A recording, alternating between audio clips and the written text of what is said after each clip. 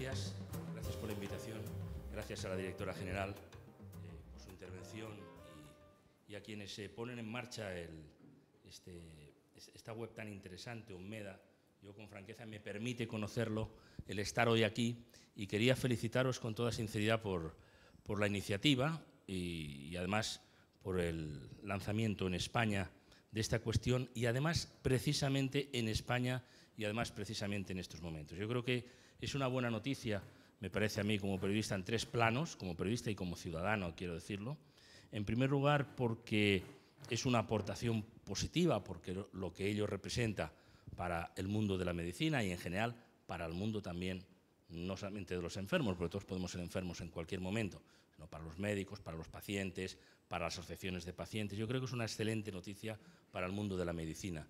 Pero permítanme decir que es también una buena noticia para los medios, porque en las circunstancias actuales que nos pasamos el día diciendo pues que tal periódico va mal, que en tal otro periódico se ha aprobado un ERE, que tal otra televisión tiene ese otro problema, etcétera, etcétera, el hecho de que aparezca un nuevo medio de comunicación en este momento, hoy no solamente lo es para el mundo de la medicina, lo es para los medios y, si me permiten, incluso yo diría que lo es también para todos nosotros como ciudadanos, porque es una contribución seria a que se pueden hacer cosas, a que hay espacio, a que hay muy buenas noticias también todos los días, y sin duda esta lo es. A veces cometemos el error, y lo comentábamos antes con estos doctores antes de comenzar, de ser excesivamente negativos de una situación que es la que es y que es comprensiblemente difícil, pero que muchas veces la crónica que nosotros hacemos, la narración, el relato de nuestro día, está complicándolo todavía más y abonando una especie de cierta crisis psicológica, y desde luego contra ella es excelente la noticia en los tres planos que estoy planteando, la noticia de onmeda.es. Bueno, yo simplemente quería decir que estamos, como todo el mundo sabe, en una transición en el ámbito de los medios muy importante. No es cierto, como dicen los catastrofistas, que se acaben los periódicos, la radio o la televisión porque ha llegado Internet. Simplemente aprovecharemos y tendremos que aprender a convivir los medios emergentes con los medios convencionales. Eso ha pasado siempre en la historia de los medios de comunicación. Cuando apareció la radio se dieron los periódicos por liquidados, cuando apareció la televisión se dijo ha muerto la radio, cuando apareció la televisión temática se dijo adiós televisión generalista, y cuando apareció Internet se ha dicho adiós a todo lo anterior. No es así, no es así. Simplemente conviviremos con ello, y nuestra vida, como todos sabemos, es distinto. La directora general, Mercedes Vinuesa, nos ha contado cómo es su día, y probablemente la persona que ocupara ese puesto hace 15 años antes, aunque no era exactamente la formulación, su día habría sido notablemente distinto, simplemente porque tenemos otros medios tecnológicos, digamos, a nuestro alcance. Así que en ese interés en aprender todos a que convivamos los medios convencionales, que van a seguir ahí, y que solo morirán aquellos que no se adapten a los nuevos tiempos, y los medios emergentes, se inscribe realmente la necesidad de crear plataformas nuevas de distinto ámbito para finalmente conectarse entre ellas. Y desde luego ONMEDA va a ser un punto importante, si me permiten, por una razón fundamental, me parece a mí, porque tiene credibilidad. Y aquí la cuestión es la credibilidad. Eso vale para todo. No solo es la asignatura pendiente de Internet, es la asignatura también muchas veces no aprobada, algunos días, a veces muchos, por algunos medios de comunicación, en general, y lo sabemos quienes estamos al otro lado de la barrera, porque no cuidan suficientemente la credibilidad. Entonces, como todo el mundo sabe que cuando tiene un familiar enfermo o uno mismo tiene una inquietud, se va a Internet, lo pone en Google y pretende después, lo saben bien los doctores, darle alguna lección. Hombre, ¿pero qué me dice usted eso si en la Universidad de Michigan ya han dicho en este momento que hay un estudio que demuestra no sé qué, porque esa es la realidad de qué es lo que pasa? El problema es que muchas veces se entra en Internet, en el plano médico, como estamos hablando ahora, o en cualquier otro, sin garantías de credibilidad al otro lado. Esa es la situación. Por lo tanto, que nazca un medio de comunicación es excelente, que nazca en estos momentos todavía más gratificante, pero además que nazca, a mi juicio, con la bandera de la credibilidad, precisamente por el respaldo médico, científico que tiene detrás, es una extraordinaria noticia que ayudará incluso a Internet a tener, desde luego, una mayor credibilidad, que es la asignatura pendiente. Nosotros le hemos pedido a 4 doctores que nos acompañan hoy que intervengan al principio, con brevedad, para poder después establecer un diálogo entre ellos sobre asuntos distintos, pero siempre relacionados con lo que alguien ha llamado aquí el doctor 2.0, que me parece una buena y excelente definición. El doctor Enrique Rojas es catedrático de psiquiatría en la Universidad Complutense de Madrid. Muchísimas gracias, doctor, por estar aquí. El doctor François Peinado es jefe del Servicio de Urología del Hospital Universitario de Madrid, Montepríncipe, también intervendrá. Está con nosotros Salvador Casado, que es director del equipo de atención primaria del área noroeste, en el área noroeste de Madrid, en Villalba, me decía, y es un pionero en comunicación digital de la salud. Por eso me permitiré darle la palabra en primer lugar, y a cada uno de ellos han sugerido también un título, digamos, para su breve introducción, para su planteamiento. Y el doctor Carlos Macaya, que es jefe del Servicio de Cardiología del Hospital Clínico San Carlos. ¿Qué buscan los pacientes en Internet? ¿Y qué pueden hacer los profesionales? Bien, todos sabemos que los pacientes y los ciudadanos en general buscan información en Internet. Y la información sobre salud es, según los estudios, la prioridad, lo que más se busca. Cuando una persona tiene un problema de salud, busca respuestas y siempre lo va a hacer en sus círculos normales, habituales, su familia, su red de amigos, su red social natural. Pero ahora tiene Internet en casa, tiene Internet accesible y buscará información ahí. Se encuentra que hay unos buscadores que los obsequian con muchísima información y lo suelen intoxicar. Yo todas las semanas tengo pacientes infoxicados, que vienen preocupados, vienen porque han leído más de la cuenta y tengo que desmontar un poco el exceso de información. Creo que los profesionales sanitarios podemos aportar un poco una función de filtro. Yo creo que la web 3.0 que viene, según lo que dicen los expertos, va a estar constituida por redes sociales potentes en las que la gente nos haga de filtros. Y aquí yo creo que los profesionales sanitarios sabemos, por nuestro conocimiento, filtrar la información a los ciudadanos. Yo a los pacientes de mi cupo, que es un cupo de un sistema público, de un centro de salud pues, muy lleno de gente, les ofrezco estas herramientas como un plus, ¿no? Aparte del correo electrónico accesible para todos, redes sociales, un blog, etcétera, porque sé que lo usan, sé que todos están en redes sociales, sé que todos suelen utilizar el correo electrónico y sé que todos, casi todos, van a utilizarlo para comprarse un billete de avión. Entonces, creo que los profesionales sanitarios podemos estar ahí para, por una parte, producir contenido, un contenido de calidad, y por otra parte, ayudar a crear redes sociales, por un lado profesionales y por otro lado híbridas, entre instituciones sanitarias, como nos han contado antes, entre portales como el que se presenta hoy, entre 1000 foros que permitan un poco la comunicación o el diálogo, con el objetivo último de facilitar la vida a las personas, de producir un acercamiento del conocimiento a la ciudadanía. El conocimiento científico, todos sabemos que suele estar en cotas muy vedadas y hay que traducir lo que es la revista científica o lo que es la investigación de puntera al criterio de realidad del ciudadano en la calle. Yo creo que como profesional sanitario entiendo que eso me compete y tendré que ampliar mi rol, tendré que desplegarlo para llegar ahí, porque las herramientas las tenemos delante. ¿Está preparado la medicina en general, los doctores, para compartir esas preguntas, esas dificultades con el doctor 0.0, es decir, con el paciente que viene cargado de información, a veces intoxicada, como acaba de plantear? Bueno, yo creo que es muy importante lo que está pasando en este sentido. Internet es la selva, es el caos, es la jungla, ¿no? Y eso hay que saberlo. Eso por una parte. Por otra, yo soy psiquiatra y los psiquiatras nos hemos convertido en los médicos de cabecera. Las dos disciplinas médicas que más han crecido en los últimos años en medio mundo son la psiquiatría y la cirugía estética.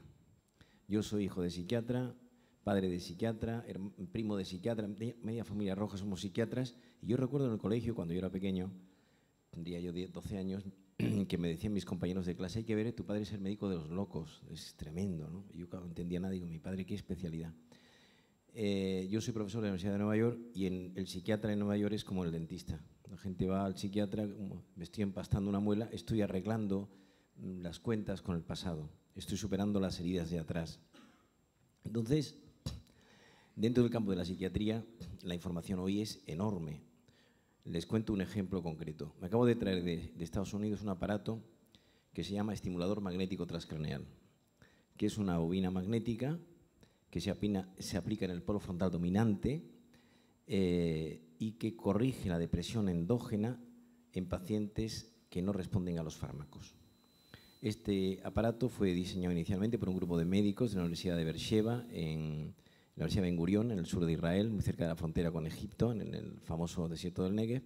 Y dos médicos de ese hospital, el doctor Niemeyer y Gresaro, se dieron cuenta que los niños de esta ciudad judía, no sé si retumba un poco el micrófono, no, los niños de esa ciudad judía, por pasar el rato, se dedicaban a meter los dedos en los enchufes.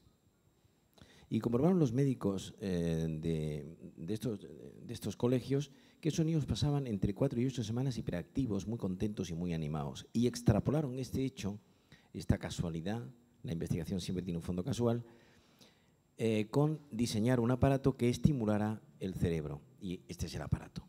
Bien, yo el aparato que tengo es más moderno que el que inicialmente diseñaron ellos. Pues bien, la información en Internet sobre el estimulador magnético transcraneal es impresionante. Hay, lo hemos dicho antes, un síndrome por exceso de información. Se dicen tantas cosas, hay tal cantidad de artículos de investigación que el paciente que lo lee, yo tengo ahora bastantes pacientes aplicándoles el aparato, pues me dice, bueno, es que dice que en algún caso puede quedar la memoria mal, no tiene efectos secundarios prácticamente. ¿Se parece, doctor Rojas, al electroshock? No tiene nada que ver. Hay un fondo parecido porque nosotros estimulan eléctricamente, pero el electroshock, que ya no se hace si es el TEC, se hace bajo anestesia y este no se hace ninguna anestesia, ¿no? Bueno, y tiene un lujo de detalles de los médicos que han trabajado en esto, las cantidades. Entonces, el paciente que recibe una información excesiva se preocupa además. Mutatis mutandis sería lo que sucede en los prospectos de los medicamentos cuando el prospecto tiene 4 páginas en papel biblia y es un manual de contraindicaciones total cuando el paciente dice yo prefiero estar como estoy, con una depresión enorme, tirarme por la ventana, pero esto me va a producir tal y cual es síntoma. Por lo tanto, hay que saber manejar esto de forma correcta. La vida es arte y oficio, corazón y cabeza. Entonces, tenemos que ser mesurados en esto, ¿no? Que sepamos administrar de forma inteligente esta información que el paciente recibe. Pensemos en este momento, uno va a cualquier farmacia y el farmacéutico o el mancebo que atiende en la misma dice: lo que más se vende en esta farmacia son psicofármacos, antidepresivos, ansiolíticos, psicorelajantes e hipnóticos. Queda bastante claro. Cuidado con la información que se trae efectivamente. Bueno, tiene la palabra ahora François Peinado, que es jefe del Servicio de Urología, como decíamos, del Hospital Universitario de Madrid Ponte Príncipe, y la idea es hasta qué punto es importante para los pacientes una buena información en la web 2.0.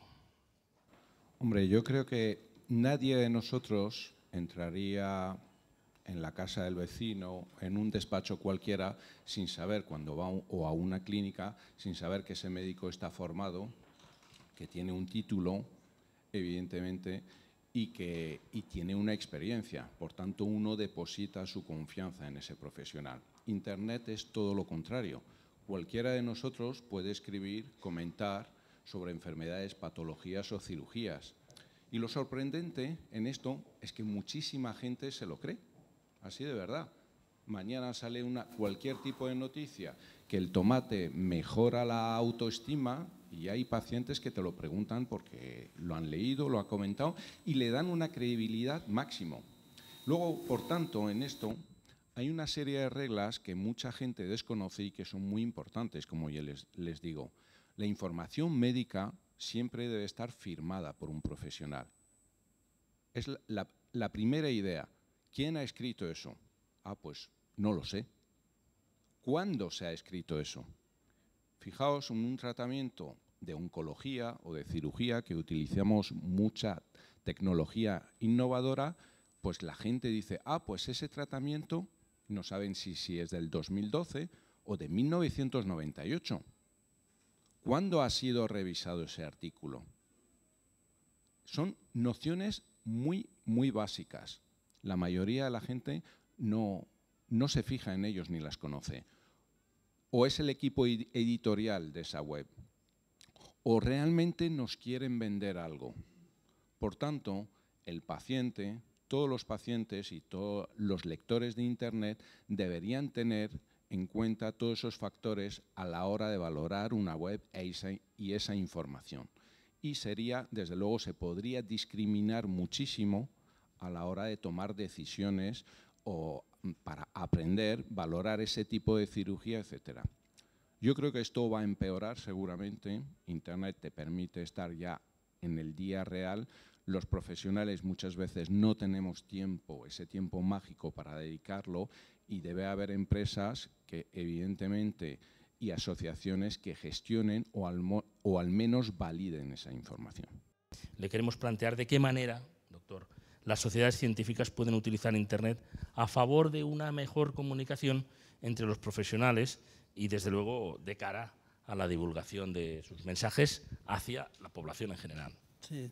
Bueno, en primer lugar, permítame introducirles lo que son las sociedades científico-médicas, ¿no? Que son realmente asociaciones, ¿no?, de utilidad pública que la configuran pues, profesionales sanitarios en torno pues, a una misma disciplina o especialidad, ¿no? En España hay 56 especialidades médicas y quirúrgicas y, por lo tanto, hay como mínimo pues, esas tantas asociaciones o sociedades científico-médicas, ¿no? Y FACME es la federación que las aúna todas. Entonces, todas estas sociedades tienen tres finalidades. La primera de ellas es la de, o las dos primeras está relacionado con las profesiones sanitarias, y es promocionar, fomentar la investigación, generar conocimiento, pero también divulgarlo, difundirlo ese conocimiento. La segunda de los objetivos es la formación continuada de los profesionales. El médico termina, pero luego tiene que ejercer durante 40 años y la evolución del conocimiento, la tecnológica es tremenda y tiene que actualizarse. Y la tercera es relacionarse o transmitir los mensajes a la población en general, porque el fin primordial es preservar la salud, ¿no?, de los españoles, por supuesto tratar la enfermedad. Y entonces, ¿qué hacen las sociedades científico-médicas? Crear una web, y cada una de las sociedades tiene una web. Y la web hay que llenarla de contenidos. En la web hay dos tipos de contenidos. Los contenidos científicos, a los cuales tienen acceso los socios, con un código especial, y donde su órgano de expresión científica más importante, que es la revista científica, pues ahora ya es por medio electrónico. Nosotros en la Sociedad Española de Cardiología hicimos un cuestionario preguntando a todos los socios que cuántos querían la versión impresa o cuántos querían la versión electrónica, y solo 1 de cada 5 siguió manteniendo o pidiendo recibir la versión impresa. Se redujeron los costes y, por lo tanto, pues nuestra revista se lee asiduamente y por todo el mundo, fundamentalmente por Latinoamérica y también por Norteamérica, a través de vía electrónica. Pero es que la formación continuada pasa lo mismo. Los cursos presenciales han cambiado por cursos también, por videoconferencias y por cursos vía Internet.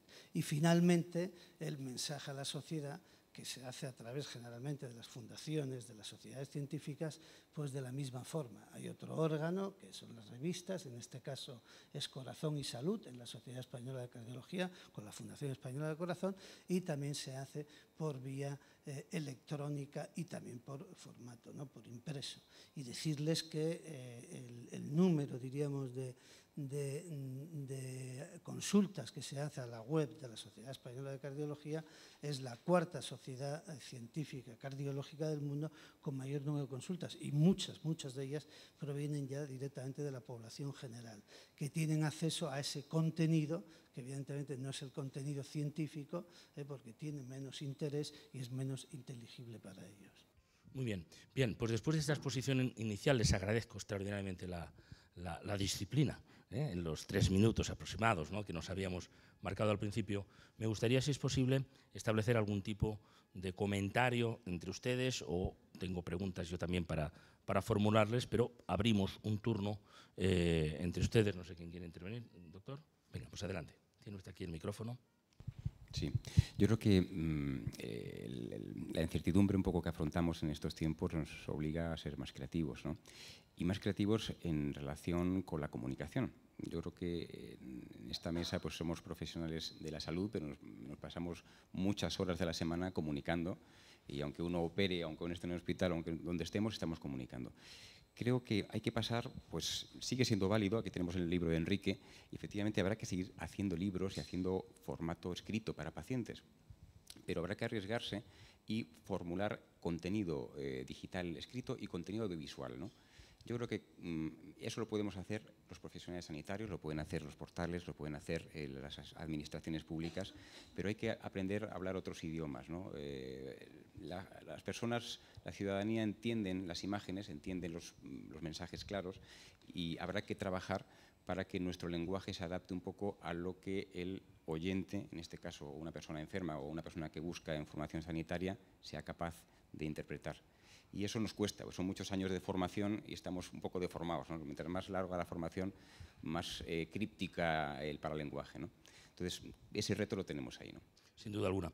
Decía el doctor Peinado, nos hablaba de la confianza, ¿no? Me ha llamado la atención cuando decía usted, la situación puede empeorar con relación, digamos, a esta intoxicación a la que usted se estaba refiriendo, que puede llegar también vía Internet. Por lo tanto, la clave aquí sería cómo reconocer las páginas de salud que nos generan confianza frente a otras pues que puedan estar llenas, como aquí se ha sugerido, o del que te quiere vender algo o del que simplemente no tiene ninguna garantía científica de lo que está planteando. Hombre, yo creo que el ecosistema es muy complicado. Las páginas de verdad se reconocen, luego Darwin aquí actúa enseguida, a la larga. Las buenas páginas se van a ir posicionando, la gente las va a conocer y vuelvo a insistir en esos criterios. Tú no puedes creer una página que no esté firmada por un médico. Ese médico tiene que tener un currículum mínimo, tú tienes que poder consultarlo y ahí Internet también es muy importante para nosotros. Entonces, puedes valorar esa experiencia y puedes valorar lo que te dice. Lo demás, desde luego, no es creíble. Sobre todo en una situación, yo digo siempre lo de siempre. Tú vas a la consulta de un médico y te dice, bueno, tiene usted un glioblastoma multiforme. ¿Qué es lo que haríamos todos? Enseguida, glioblastoma multiforme, Google. Y es una experiencia, leerlo, porque, vamos, te dan ganas de suicidarte enseguida. Claro, porque no sabes mi vida, o yo les digo a muchos pacientes, sí, tiene usted un cáncer de próstata, pero es tan amplio el abanico de posibilidades de tratamientos, desde que la gente no sabe interpretar. Lógicamente todavía estamos aquí nosotros. En el futuro quizás ya haya máquinas que lo hagan, pero la interpretación de eso es fundamental y para eso, lógicamente, el médico está ahí para poder decirle a sus pacientes las posibilidades. Pero se plantea un problema muy grave para muchos médicos, lógicamente, porque eso, el paciente hiperinformado lo tenemos ya. E incluso alguno puede hasta saber más que tú. Fijaos. Entonces ahí se genera una serie de problemas. Bueno, si me permite, podrá tener mucha información, quizá porque se pasa todo el día ahí, pero no tendrá la capacidad científica de discernir, ¿no? Sin lugar a dudas. Puede haber acumulado muchísima más información o te comunica una nueva noticia y tú tienes que estar ahí para, lógicamente, comentarlo con él, dialogar, etcétera. O sea, ¿es más difícil la consulta ahora? No, es diferente. Seguramente, con todos esos pacientes, porque los pacientes te han visto en Internet, seguramente han mirado, incluso intentan, entre comillas, participar, que a mí me parece bien que participen, pero hasta un punto de negociación sobre tales ya es más complicado. Esa relación, es decir, que sea totalmente horizontal es difícil, ¿eh? Un breve comentario. Me ha gustado mucho lo del tomate y la autoestima. Yo es que creo, y lo digo por nuestra revista que decía, de Corazón y Salud, que todo no se puede vertir un contenido en Internet si no tiene una dirección médica, ¿no? Si no está controlado y que dé el aprobado al contenido. Eso es lo primero. Y respecto a la pregunta que ha hecho Manuel, si ahora son más difíciles las consultas de los enfermos que han ido por Internet, yo respondo que sí, porque es que hay que deshacer los entuertos que se crean y es terrible, porque es que se te pone a preguntar pues todas sus dudas, lo que no ha entendido. A preguntar o a pontificar en algún caso, ¿no? Sí, por supuesto. Incluso. No, y es verdad que te crea. Lo que pasa que, bueno, pues es algo también más entretenida, ¿no? Es otro papel y, bueno, pues mira, ahora me ha venido uno con la información, ¿no? Yo quería hacer una observación que me parece interesante, como una nota a pie de página. Yo recuerdo en el año 90, por ahí 1990, estando yo en Nueva York, en el hospital Bellevue, que es un hospital que está en una zona de Manhattan pobre, está en la calle, en la primera avenida, esquina de la calle 27, no es una zona lujosa. Y recuerdo que veía yo en la puerta en la planta baja del hospital a abogados jóvenes que iban, había empezado entonces la información médica muy minuciosa en Estados Unidos, captando clientes y decía: ¿usted le ha producido una erupción cutánea a la medicación? Denuncia al médico. ¿Usted le ha producido impotencia sexual? Denuncia al médico. Entonces la medicina, en este contexto que estamos hablando, se ha vuelto judicial. O sea, los médicos cada vez tienen más miedo de firmar en los hospitales un documento. Yo, cuando me piden un informe breve, es de una línea: trastorno depresivo mayor, según los criterios del DSM-4 de la American Psychiatric Association, 2 líneas. Porque si coge un abogado ese informe y le da la vuelta por arriba a cada palabra y la extrapola, entonces hay que tener un enorme cuidado. Entonces, hoy la información es tremenda, ¿no? La gente dice: bueno, mire usted, tengo depresión. ¿Qué tipo de depresión? Entonces uno le va diciendo las distintas modalidades depresivas que se dan, que se hospedan en el campo de la psiquiatría. Entonces uno tiene que explicarlo.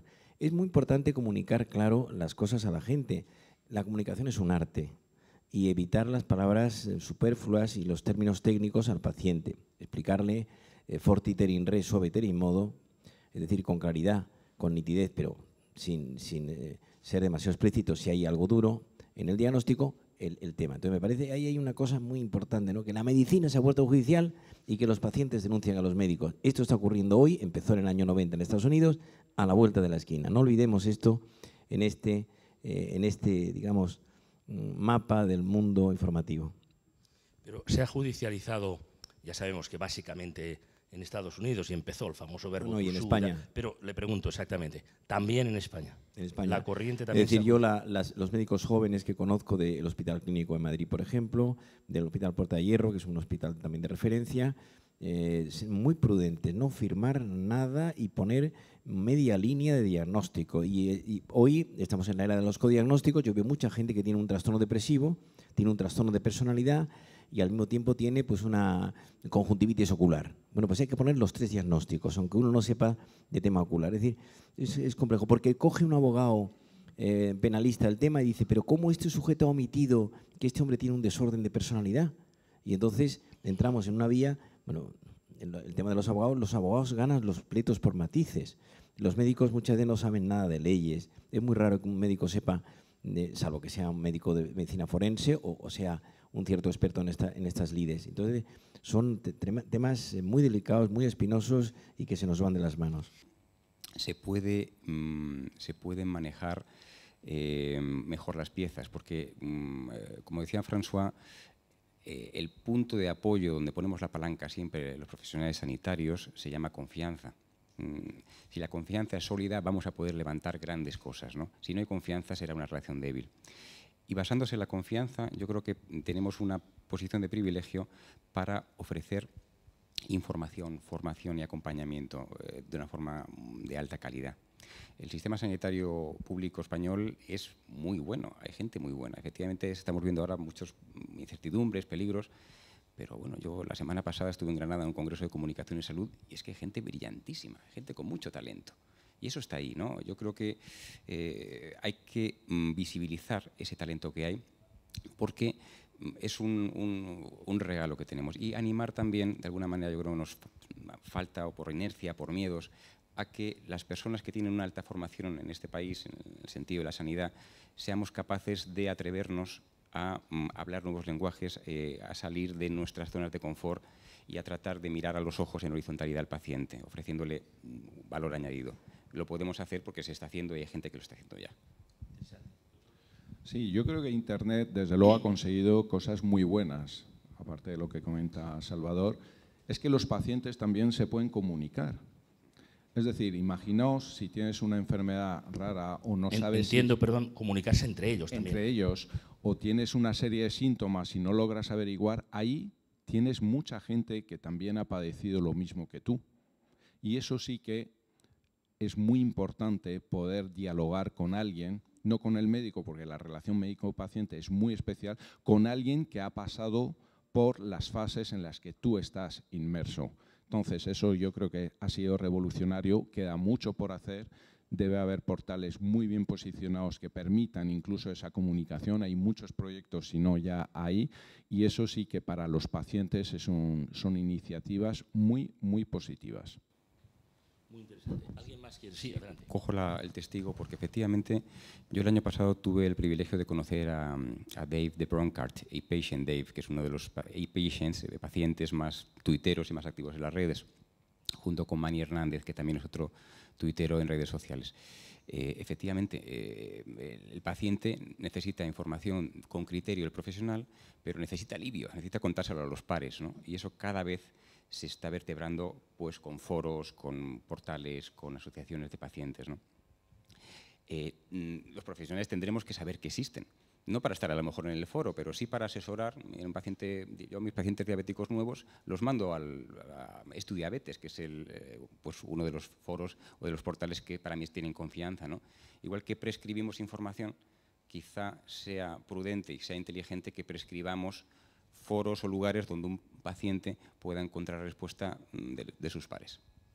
Estamos hablando de un portal muy interesante, estamos hablando de comunicación, y aquí ha aparecido la palabra comunicación 2 o 3 veces, ¿no? Decía el doctor Rojas ahora que el médico tiene que saber comunicar, más allá de la prudencia necesaria para que no le vengan problemas añadidos en el sentido judicial que él ha planteado, pero tenemos que aprender nuevos lenguajes, estaba diciendo, tenemos que traducir, se ha dicho aquí, y a mí me parece eso enormemente interesante.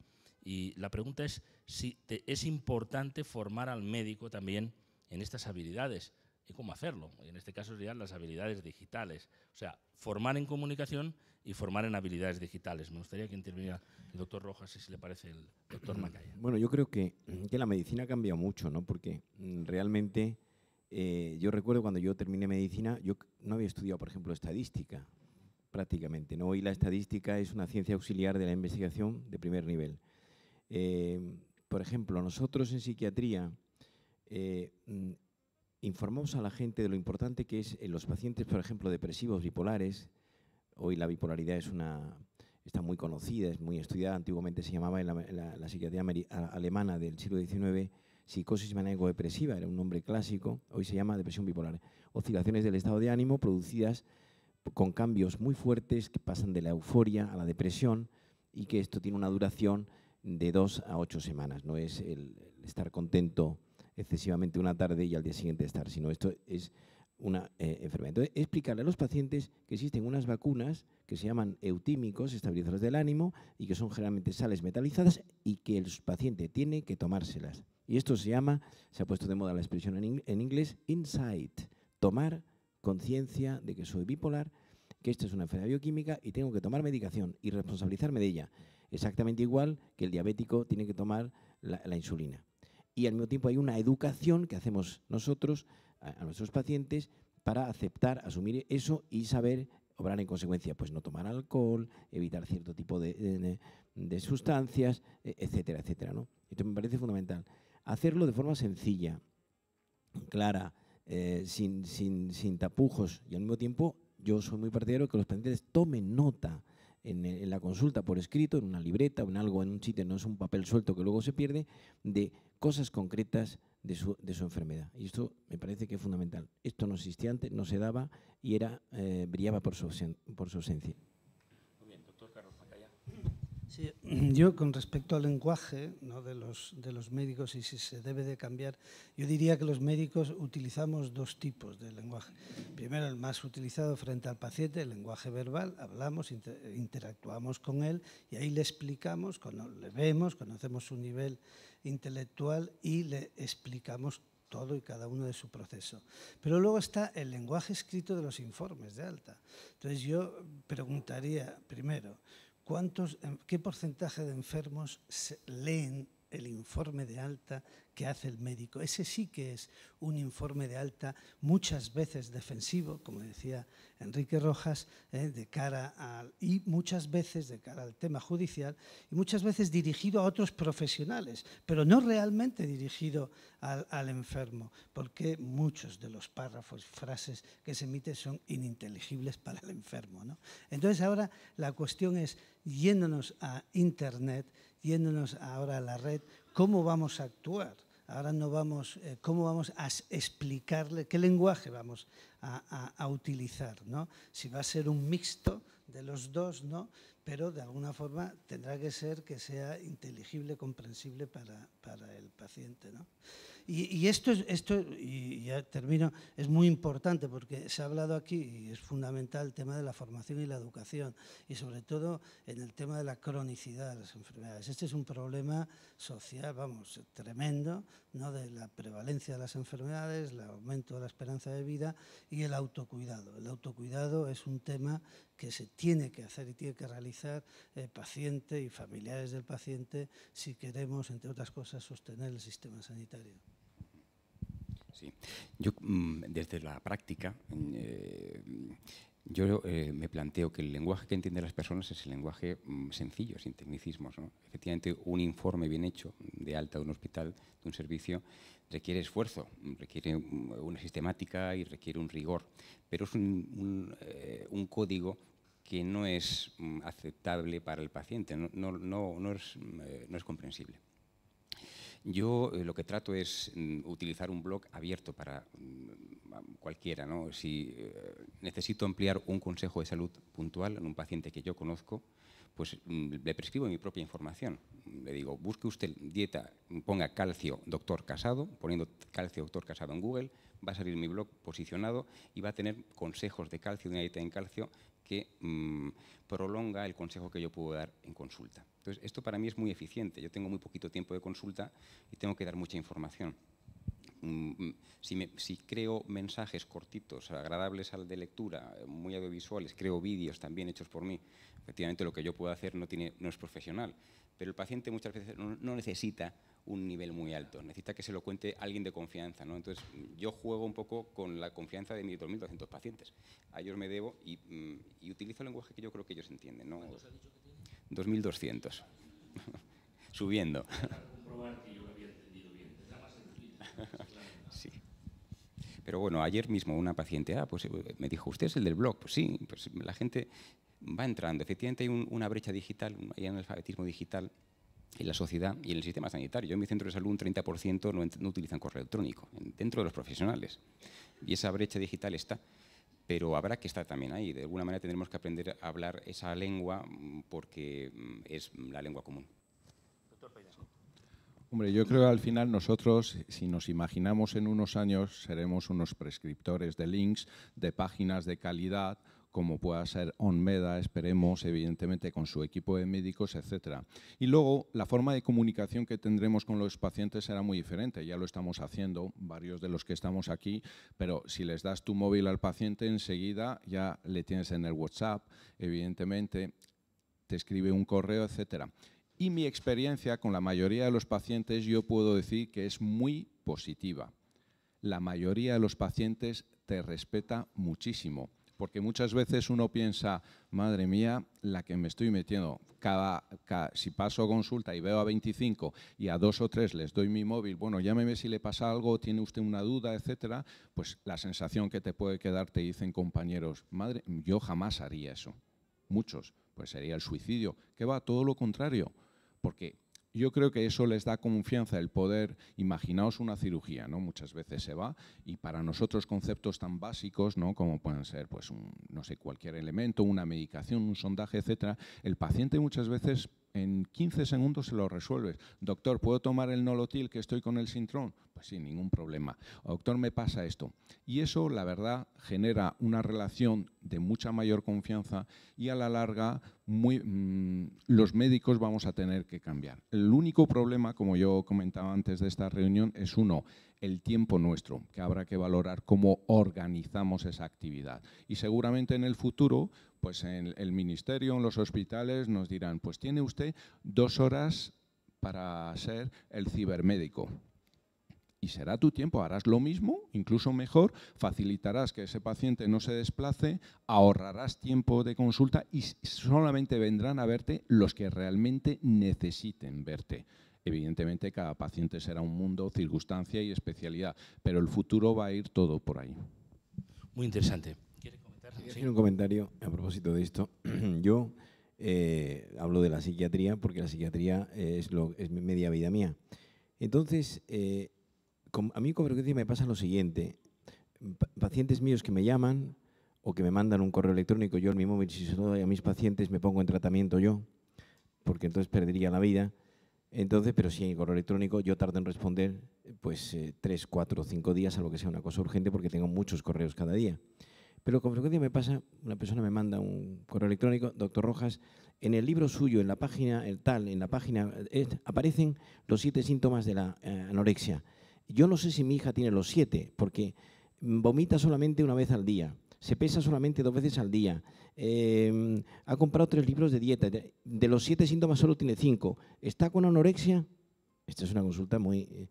bueno, quiero decir que la gente, hoy hay tal información que la gente se mide, está consumiendo cocaína, pero solamente el fin de semana, lo esnifa por la nariz y entre semana no toma nada. Realmente esto es adicción, ¿cómo se llama esto? Es decir, consultas de esta naturaleza que son cuestiones del día a día y que implica que la gente está muy interesada en la salud, en la enfermedad y en todo lo que se mueve alrededor de esta materia. Muy bien, vamos a ir concluyendo. Yo les propongo, iba tomando notas en la medida de lo posible de los titulares que ustedes han dado, que han dado muchos titulares, los 4, y yo les propongo hacer un pequeño resumen de sus titulares y añadan ustedes cualquier comentario, si quieren, sobre él o un minuto final de conclusión sobre ello, ¿no? Por ejemplo, el doctor Salvador Casado, que nos decía al principio que efectivamente la ciudadanía busca información y por eso ONMEDA, yo estoy seguro que redireccionará muchas de estas consultas que hay, sobre todo porque estamos buscando el elemento de confianza, el elemento de credibilidad que decíamos al principio, ¿no? Y luego ya vendrá la web 3.0, que usted también ha hablado. Pero me ha llamado mucho la atención ese titular de que también los médicos estamos para producir contenidos, ha dicho, de sanidad, y contenidos que podamos además ofrecer de manera sencilla, traduciendo la revista científica y aprendiendo con otros idiomas y con otros medios de los que hasta ahora hemos utilizado. Me gustaría sobre esos titulares suyos un comentario final, doctor. Sí. De igual modo que yo como profesional sanitario necesito una red de otros profesionales que me filtren la información, porque mi campo de conocimiento es muy amplio.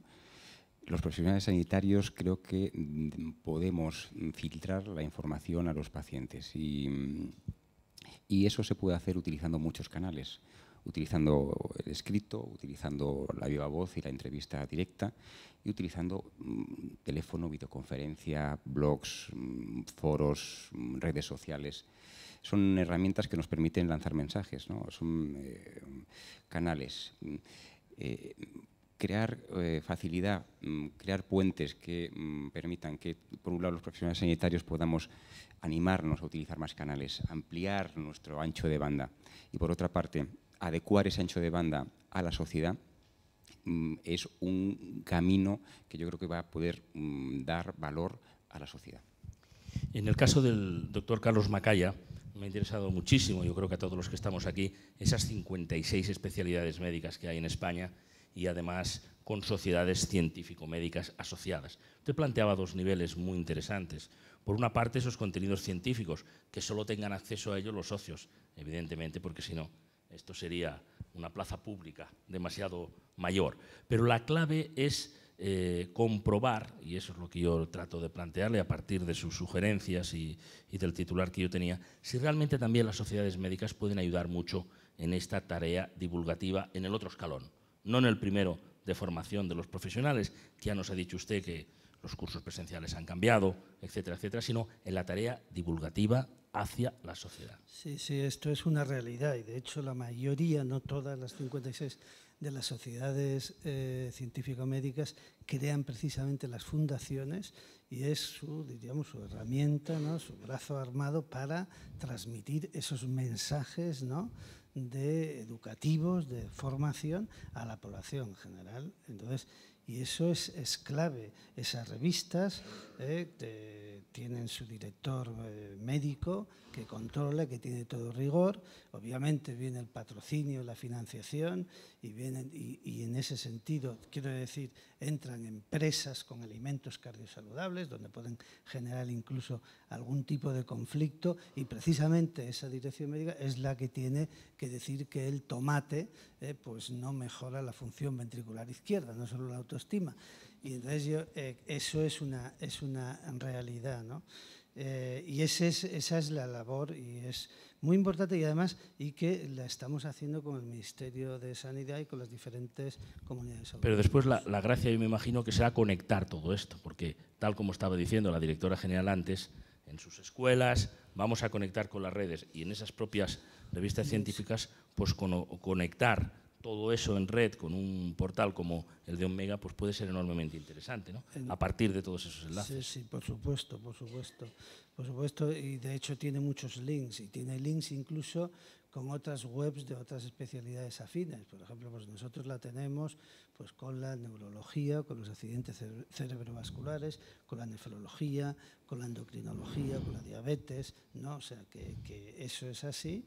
Y es fundamental, ¿no? los links, y que se pueda navegar. Y yo lo que le recomendaría al ciudadano, a cualquier ciudadano, esté o no enfermo, pero que tenga alguna pregunta, un interrogante, que además de consultar pues Olmeda o cualquier otro tipo de portal de la salud, pues que consultara, o sea, que el rigor, desde luego lo van a tener, y en esto hago de aval de defensor de las sociedades científicas, que consulte el portal de las sociedades científicas. Bueno, vamos a mí me he quedado con dos ideas que me parecen fundamentales del doctor Peinado, cuando decía, la primera, la confianza, cuando nos decía desde el primer momento, nadie entra en cualquier sitio a ver si le diagnostican algo, tampoco podemos entrar en Internet en ningún sitio que no tenga detrás un respaldo médico. La idea de la confianza creo que la ha manejado muy importante.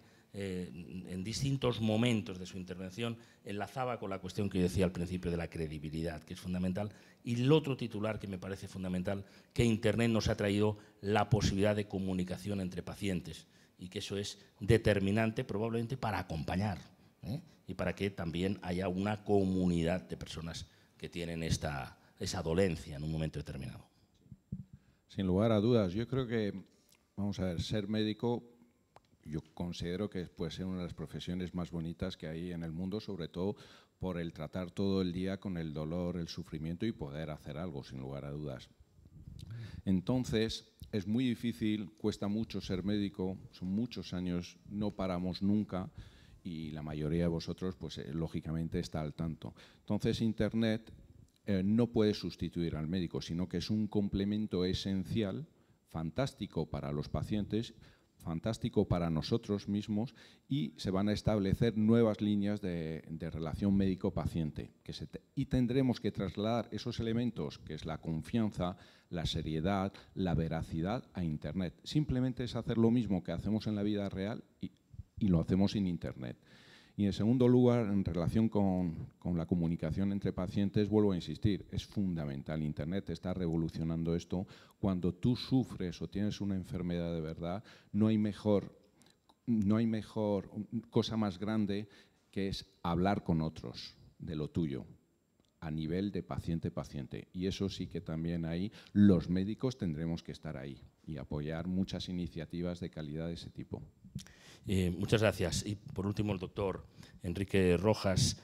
Yo no me puedo, como periodista, sustraer a ese titular que decía usted. Solamente crece el número de psiquiatras y de médicos de cirugía estética, que decía al principio. Es un titular muy interesante que seguro que anda retuiteado ya por ahí. Pero centrándonos en la cuestión que estábamos hoy aquí, cuando usted nos advertía que Internet puede ser una selva, y efectivamente crea en ese momento para muchas personas que no se orientan suficientemente o que recogen cualquier onda, la diga quien la diga desde de cualquier parte, ha subrayado, y me parece fundamental, más allá de la advertencia sobre la judicialización, que no es el caso, la importancia de la comunicación. Si nos equivocamos en la comunicación, en este caso de los médicos, estamos perdidos, sería el otro titular, ¿no? Yo creo que sí, yo creo que la información es clave, hay que hacerla bien, Insisto, como lo mío es la psiquiatría y la psicología, pues son dos ramas que están muy de moda. Pensemos en este momento, la primera epidemia mundial no es el SIDA, no es la droga, no son las depresiones, no es el estrés. La primera epidemia mundial son las rupturas conyugales. One couple after another broken, una detrás de otra. Y entonces hoy hay mucha información sobre los médicos, psiquiatras y psicólogos dedicados a esto. Un botón de muestra en información. Hay un laboratorio de psicología conyugal en Nueva York que lo lleva Gottman. Gottman es un genio del tema conyugal y acaba de publicar un libro en español, está mucho tiempo en inglés, que se llama 7 reglas de oro para vivir en pareja. Y dice Gottman en internet, me basta hablar 15 minutos con una persona para saber si va a durar su pareja o su matrimonio o como queramos llamarlo. Qué información tan precisa. Y él habla de cosas concretas. Pasamos de la farmacología o de los grandes avances médicos a un tema de la calle, que es que me paso el día discutiendo con mi mujer o que me acabo de separar, o que son temas dramáticos servidos en bandeja en esta sociedad nuestra apasionante y terrible. Entonces, la comunicación es decisiva y mucha gente es que no sabe. Yo a mis pacientes, por ejemplo, que tienen problemas conyugales, les pregunto, una de las cosas más difíciles es mantener la estabilidad conyugal. Y entonces me saco de la manga una cita y digo, pues decía Lord Byron, yo no soy machista, ¿no? Pero bueno, decía Lord Byron, es más fácil morir por una mujer que vivir con ella. Bueno, vamos a concluir. Yo me quedo con el titular que decía, seguro que muy retuiteado también, en este momento, de que la plaga más importante que hay en la humanidad era la de las rupturas conyugales. Bien, yo les quiero agradecer de verdad a los 4 doctores que hemos tenido la oportunidad de que estuvieran hoy aquí con nosotros, la claridad en su exposición, porque como es lógico, pues siempre en una mesa redonda, ya más contenida en el tiempo, etcétera, tenemos siempre el temor a que se nos desboquen los tiempos o en sus contenidos. Pero no solamente nos han predicado, si me admiten la expresión, la necesidad de traducir, sino que nos lo han traducido para que todos los que no estamos en el mundo directamente de la medicina lo entendiéramos. Así que muchas gracias a los 4 por su intervención y ahora, si me permiten, yo le voy a pedir...